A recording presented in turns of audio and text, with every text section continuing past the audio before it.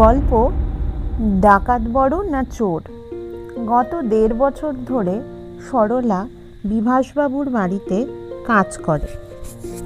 সকালে আসে, বাসন মাজে, ঘর ঝাড় দেয়, মোছে, আর সপ্তাহে একদিন জামা কাপড় কেচে ছাদে মেলে দেয়। বিভাসবাবুর বাড়িতে উনি আর ওনার স্ত্রী থাকেন।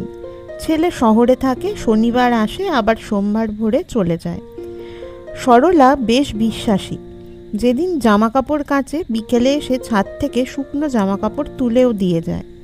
বিভাসবাবু ও তার স্ত্রী দুজনেই সহজ সরল মানুষ।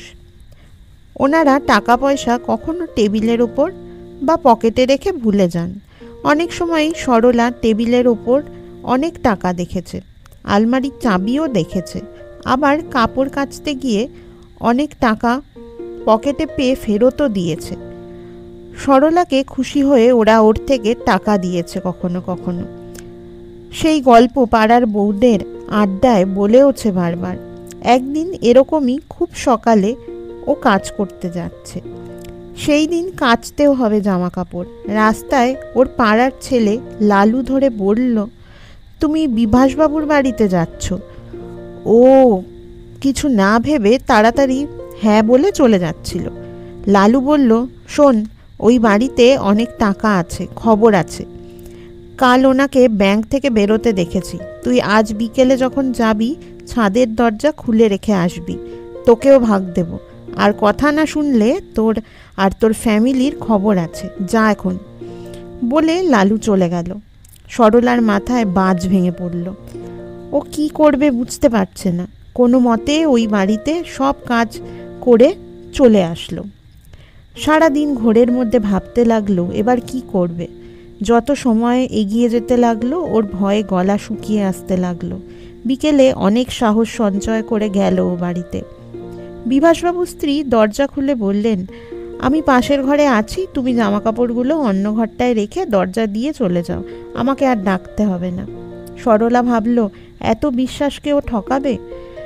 কিন্তু ওর কী বা করার আছে। জামা কাপড় রেখে যাওয়ার সময় দেখলো সেই টেবিলের উপর আলমারির চাবিটা খোলা পড়ে আছে। রাতে লালু ওর দলবল নিয়ে ছাদের দরজা দিয়ে ঢুকলো। ওনাদের ছোড়ার ভয় দেখিয়ে সব টাকা বের করে দিতে বলল।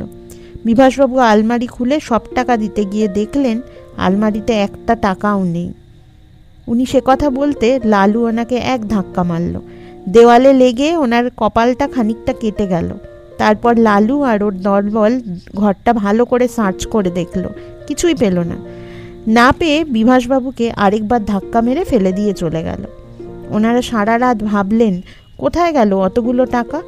পরদিন সকালে তৈরি হচ্ছেন, থানায় যাবেন বলে। এর মধ্যে সরলা ঢুকলো। উনি বেরিয়ে যাচ্ছিলেন। সরলা ডেকে বলল, দাদা, কোথাও যেতে হবে না। বলেই টাকাগুলো টেবিলে রাখলো। এই যে আপনার টাকা। ওরা আমাকে ছাদের দরজা খুলে রাখতে বলেছিল, আমি সেটা খুলে রেখেছিলাম ঠিকই, কিন্তু টেবিলের উপর আলমারির চাবিটা দেখে আলমারি খুলে টাকাগুলো নিয়ে গেছিলাম সঙ্গে করে। গুনে দেখে নিন সব ঠিক আছে কিনা। বিভাসবাবুর মনে স্বস্তি হলো এই ভেবে যে মানুষকে চোখ বন্ধ করে বিশ্বাস করার ভালো ফলও হয়।